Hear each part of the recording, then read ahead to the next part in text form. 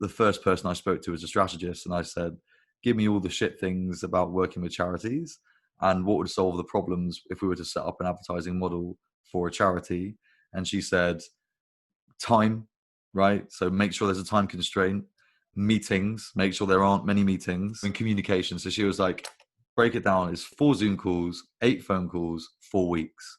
So the minute you were as a charity, you walk in and you had a call with me, I assemble the team and I go, here's the strategy director, here's the creative director, and then here's maybe an account director, which I'm discovering the high importance of. That is so important, because otherwise that's going to fall on your shoulders.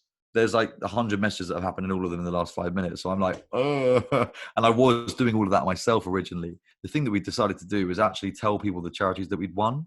So the 250 people that had signed up so far, we sent them a note and said, here are the 5 charities you picked up so far. If any of them resonate with you and mean something to you, let us know, because you jump up the queue. And the minute we did that, A, the service was a lot better, but B, you could rely on them because they were like, I have an autistic child. Of course I want to help out Special Olympics.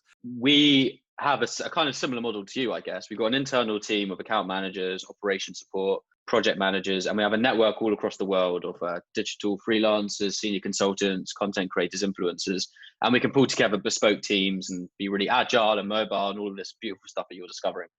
And it's incredible because we can not only bring in the right people for the right job at the right time, but we can bring in people who truly align to the mission and vision of our client partners as well. And when people actually authentically give a shit and have a choice to do it, that is when the best work happens. They work a lot harder. Because they want to. It's intrinsic motivation versus extrinsic motivations. And it's incredibly important.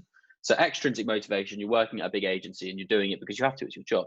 Intrinsic motivation is because you actually really care about driving positive outcomes for the people that you're working for.